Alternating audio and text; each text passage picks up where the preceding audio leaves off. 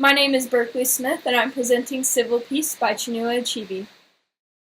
Just to start out with some biographical information about Chinua Achebe, that name is actually a shortened version of his full name, which I can't pronounce, but you can see it on the screen.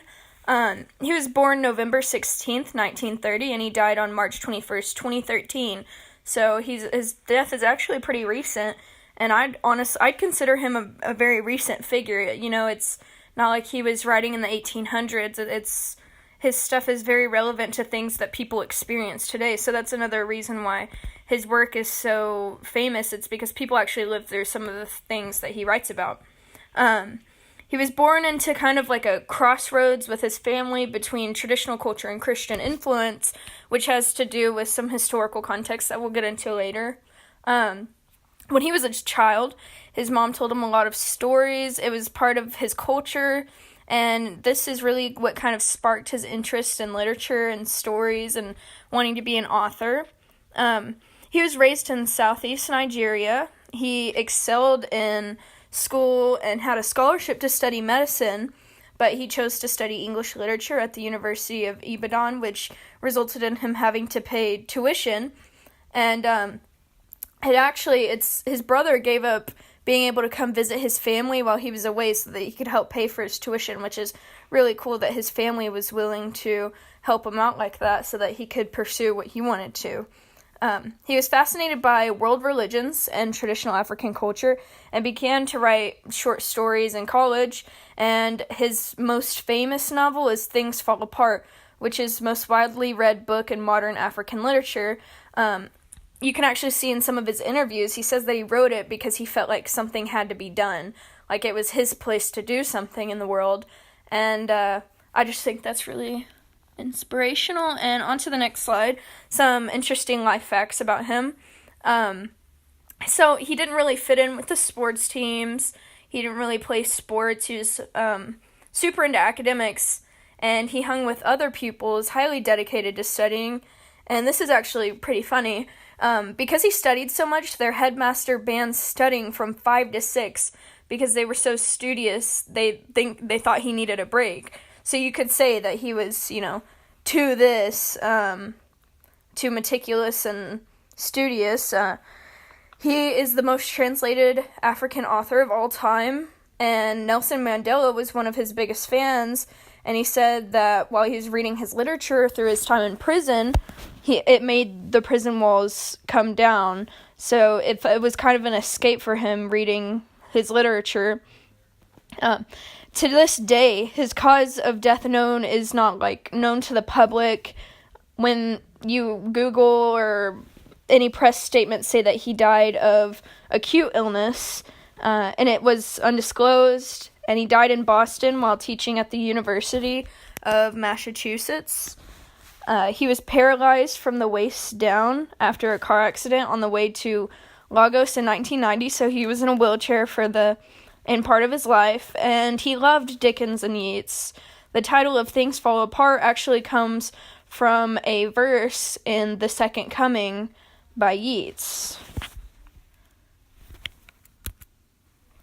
So, some of his major works that he's very well known for involve the African trilogy, which is Things Fall Apart, No Longer at Ease, and Era of God. And, it's a group of works that capture society between its traditional roots and rapidly changing society. So Things Fall Apart tells of a pre-colonial life in southeast Nigeria and the arrival of Europeans, the British, in the late 1800s, and it tells of a man having trouble adjusting to British colonization. No Longer at Ease is about the grandson in his first novel of the same character is sent to this university in England, and he returns only to clash with the ruling elite of which he now believes he belongs to. Era of God is set in colonial 1920s Nigeria and centers around a chief priest of 6 Igbo villages, and they worship the god Ulu, and his battle with Christian missionaries is a big centralization of the novel. And all of these put together create what they call the African trilogy, as I stated before.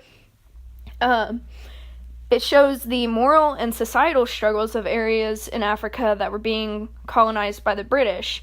The same in-between spot of societal shift is also seen in his childhood, as I spoke about the crossroads, which can be noted as a major influence for his point of view and portrayal of these struggles in his literature. Other major works of his include A Man of the People. These aren't a part of the African trilogy, but, they're just as famous.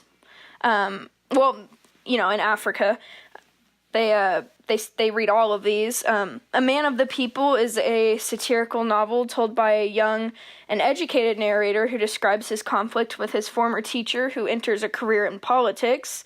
Ant Hills of the Savannah, it takes place in imaginary West African country of Kangan and shows societal injustice and political corruption.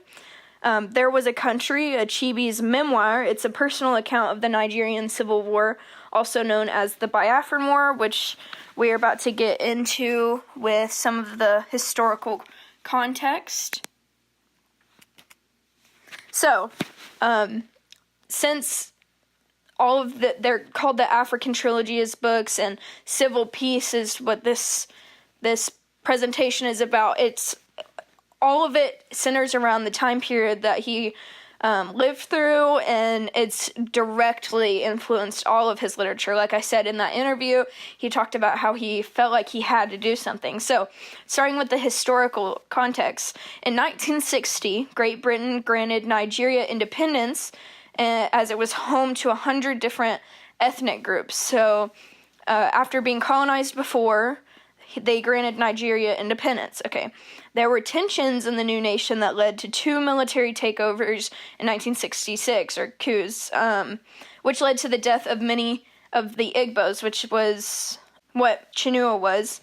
This resulted in the Republic of Biafra being motivated to secede and claim independence on behalf of the Igbo people living in northern Nigeria, which Nigeria would not accept. So the Igbo people weren't really accepted in northern Nigeria, which is why they felt like they had to break away and make a new nation.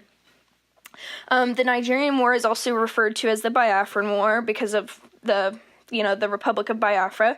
It lasted 3 years from 1967 to 1970 and was a war between the government of Nigeria and those that wanted to secede and create the state of Biafra, which represented the nationalist aspirations of the British people. It's estimated that more than 1 million people died, mostly from hunger, and images of the war were broadcasted all over the world so that Biafra could gain support, and soon people started to protest, claiming Biafran blood was on Britain's hands. I'll show you one of these pictures in the next slide. In 1970, Biafra surrendered just because, they didn't have the same resources to keep doing the war, and people were starving, and it resulted in many leaders and government systems holding the nation under their current day, and that led to their current day democracy, which has been in place since 1999. There were a lot of people that tried to hold different systems of government, military systems, but the system they have now has been around of democracy since 1999. The Biafran War was devastating for the Africans of Nigeria, and they saw the end of the war as the beginning of a struggle for survival and a redefinition of their identity in the context of a complex world behavior that takes into account Reconstruction and colonization. And you will see this a lot in Civil Peace, as we're about to get into the summary.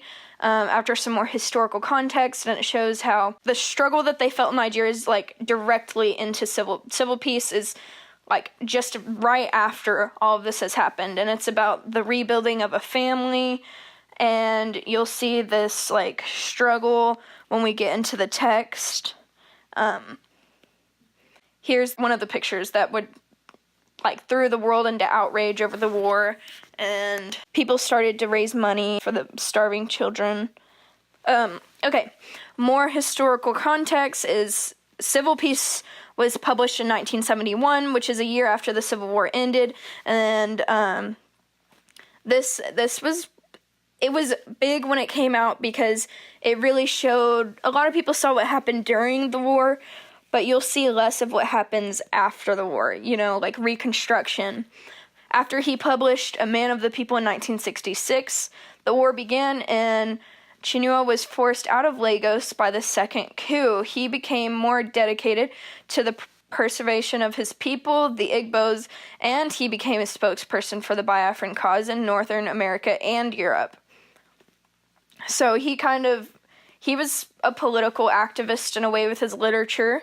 Achebe was 41 when he published the book, and following the Civil War, he moved to the United States to teach at the University of Massachusetts, the University of Connecticut, until later moving back to Nigeria following the death of the leader of the People's Redemption Party, Malam Aminu Kano, to teach at the University of Nigeria. He felt like he had to go back home. Following another coup, he moved back to the U.S. to teach at the previous, where he taught University of Massachusetts, and then the City College of New York and Bard College. So here's a summary of Civil Peace. So with the beginning, the main character is Jonathan Iwigbu, and most of his family survived the Nigerian Civil War. He describes in the beginning, I came out with 5 blessings: my head, my wife's head, and my 3 children. But he had 4 children, which means that he lost one of his kids. He buried his bike during the war, and he sees it as a miracle that it's still functioning so he can recover after the war. He goes and he sees that his family's home is still standing, and using his bike, he starts this taxi service and a bar for soldiers so he can get money for his family, because where he was working before, it shut down during the war and it didn't reopen. His family works hard to earn money to survive by selling fruit and cooking food. In the middle of the piece, the short story, Jonathan, he goes to turn over rebel money one day in exchange for 20 pounds, and because he had seen a robbing before, he's especially cautious. He holds it, he holds his money in his hand, but he's careful to, keep his right hand open in case he needs it. He has to shake someone's hand. He doesn't want anyone to know he has this money. And even after he makes it home safe, that night a group of robbers demands 100 pounds, and he just keeps pleading. He only has 20, just trying to convince them. And they keep saying, like, if you don't give us the money, we'll hurt your family. And eventually they believe that he only has 20, and he turns over his money to the robbers, and they leave. Even after they called out, nobody came to help them, which also plays into the title of Civil Peace, which we'll go over with some deeper context. In the end, the next morning, the family returns to work like nothing happened. When the neighbors arrive to ask, what happened, are you okay? They are so surprised he is able to brush off the previous night and just go back to work. He explains that the loss of 20 pounds is nowhere near what he lost in the war, so he will keep, surviving. He chooses to focus on the present and keep moving forward instead of dwelling on the past, as nothing puzzles God. And this means that God has a greater meaning in his eyes of the robbery than what Jonathan sees. This phrase alludes to the belief of fate and that he must accept the past while still moving forward. And personally, I really loved Civil Peace, so I love the deeper context and some of the irony in it is sad, but we'll get into that. Okay, so like I just said, the title of Civil Peace is actually irony. The robber says that it is time for civil peace when he's at the door asking for money, and that they don't want to make trouble and just take their money and not hurt them. And it's not actual civil peace, because you can see there's still chaos and strife among the area as robbers come around and no one came to help the family. So it's ironic that the robbers would say this is civil peace as they're robbing them. It's just, they're forcing them. Throughout the story, Jonathan, this is part I love personally. I find this amazing that he was willing to he was able to tie this in multiple times throughout the short story. Jonathan repeatedly uses the phrase, "nothing puzzles God," and I see this as like a symbol of the theme of the piece, and to describe what he thinks are miracles. He uses it when he discovers his bike is still in working condition. He uses it the second time when the house is still when he sees the house is still standing, and the third time he uses again when he received his 20 pounds.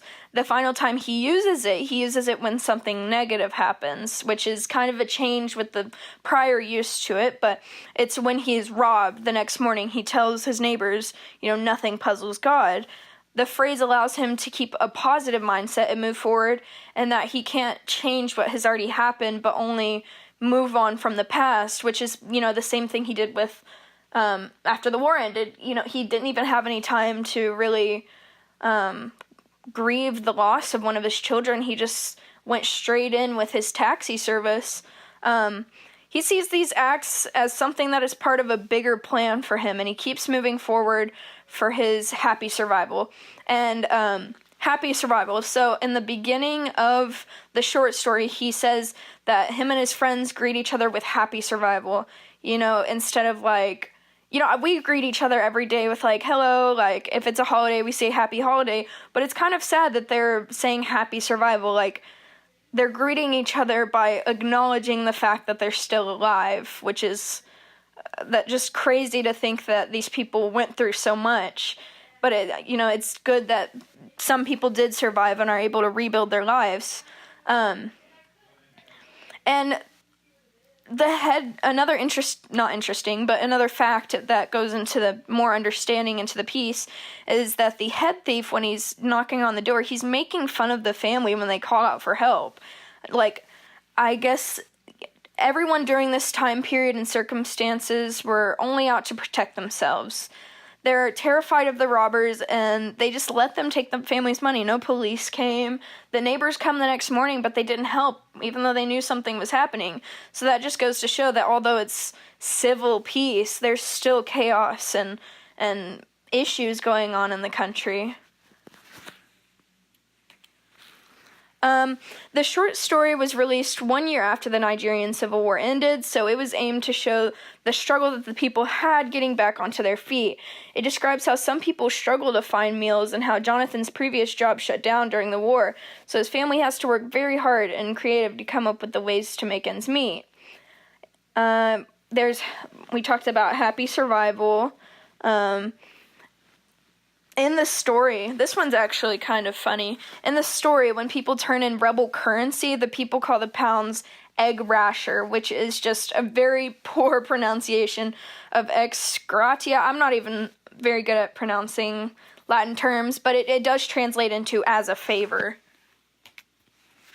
Overall, I thought that Civil Peace was amazing literature. It really gave a voice to the Nigerian people, and it showed something to the world that maybe they weren't looking at exactly. Like, people were only outraged after they saw the pictures. It shows the untrustworthy authority, power of positive thinking, the work ethic of Jonathan, hidden violence in the civil peace, the effects of the war. There's even some allusions to religion in it with God. And it shows the legacy of colonialism and how the Nigerians had to adapt to British coming and things changing more than maybe they knew was going to happen. And that's my presentation. So thank you for listening. And here are my works cited. Thank you so much.